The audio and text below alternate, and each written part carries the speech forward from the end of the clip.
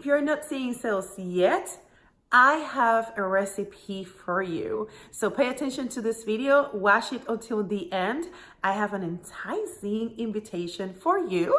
And no worries, it's free. So hopefully you can take that and we can have a conversation where I can listen to you as well. All right, so let's go to what I want to talk to you today. It's actually about a concept in marketing that it's called direct response marketing. Direct response marketing means that you're expecting that the user is going to engage in a particular activity.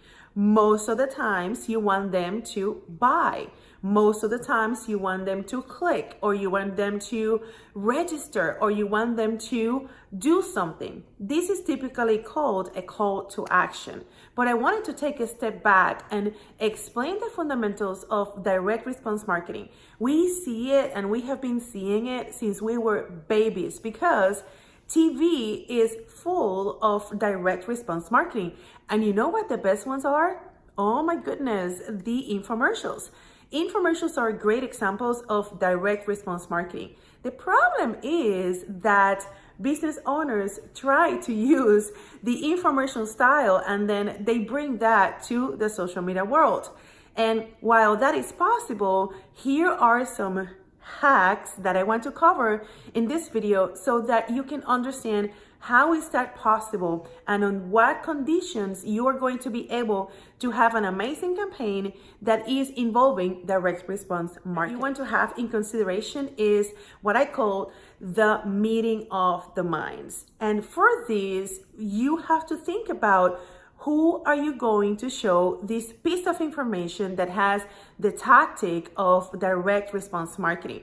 Meeting of the mind means that if I'm going to ask somebody to do something, I need to be mindful and I need to understand that that person most likely will take me up on that offer. Meeting of the minds also considers that you need to target and you need to talk to people who are actively considering the solution that you have to offer. So I will tell you one example. This morning we were strategizing with a business owner that she is an organizer. And then by more questions, we identified that people bought from her very fast the product where she offers digital files organization.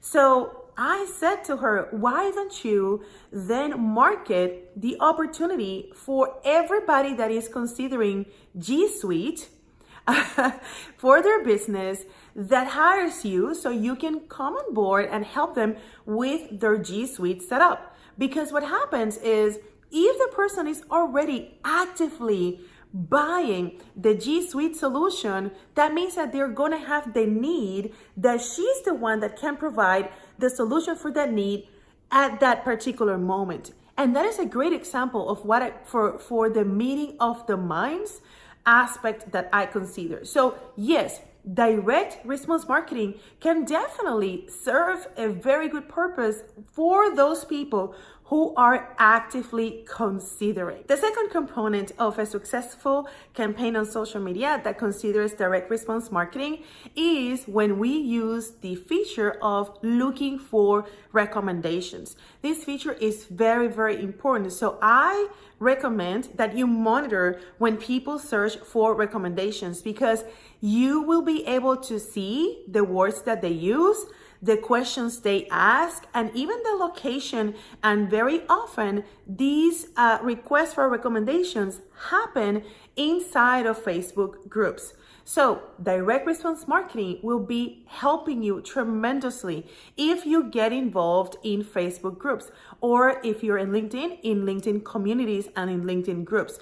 Why is that? Because when people are in the group environment, they're more relaxed and they're more comfortable with having conversations with other group members who they feel that are trusted people, and they can have a genuine conversation. They are not in groups to receive offers or advertising pieces or anything like that. They are in groups to have those conversations. Now, you can use direct response marketing if you capture those conversations at the moment, because you are meeting the people at the moment where they are actively searching for their solution. And that is something that for that, you need to have a community manager. If you don't have the time, you need to hire that person because they can actively search for those conversations on your behalf. The third element for a successful direct response marketing using social media is that definitely you do not want to serve your pitch to a cold audience, to cold market. People, in order for them to do business with you and even consider, they need to like you, they need to trust you first, and they need to believe in you. So for that, it's very good that you understand that if you're using social media and you're starting in particular, you first need to have that piece of content that includes the branding awareness phase. And until you're not in the branding awareness phase and that phase is more mature, I will say that having goals that have to do with direct response marketing are going to be unrealistic goals. You need to really work on building that audience first and then knowing where they are and warm up. That is the magic when it comes to having opportunity to have campaigns with social media. So if I'm launching a campaign that will include a sale, you bet that that campaign is going to start 2 months earlier so that I can warm up an audience that I want to pitch on month number 3. Again, another opportunity. If you're not working with a marketer that can help you planning those campaigns, and that's the strategy, even if you were the one working on your social media marketing, it's a great opportunity because you are then being coached on what to expect from your social media marketing activity. And the last piece of a successful direct response marketing technique using social media is your value proposition. So we have talked about you having the opportunity to strategize around who are the people who you want to pitch to. We know that it's not going to be in cold market. We know that you're going to meet them where they are in the consideration phase. But then for this direct response marketing to be successful, we need to create a value proposition that is the best thing that they can get, and it's all about them. What's in there for them? Very often, I hear business owners that they have the best intentions, but when they come with their value proposition, it's not quite a value proposition. And how can you tell? I would say, and I hope that you and I can have a conversation about this because it's not a black and white response, but the most assertive one will be that you analyze what other people in your marketplace are offering. So in that way, you're not coming with a proposition that is so far from what people have seen before that what happens is they cannot make a decision at the spot. And a great campaign that is using direct response marketing includes that the call to action is like a no-brainer.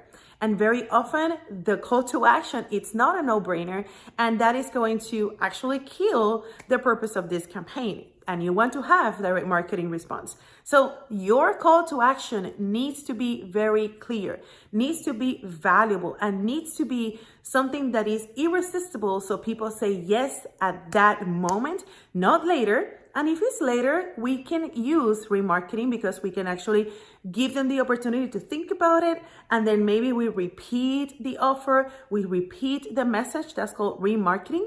That's something that you definitely can do using social media marketing as well. So I hope that this information was valuable to you. I know that I went a little bit too fast, but I know that we can serve you in many ways. And I told you, if you stayed to the end, I am giving you a bonus, and this is going to be a free discovery session where we can see exactly where you are in social media. I want to analyze for you your competitors, your keywords, and see how can we create a direct response marketing campaign together. So book a call and we will be talking very soon.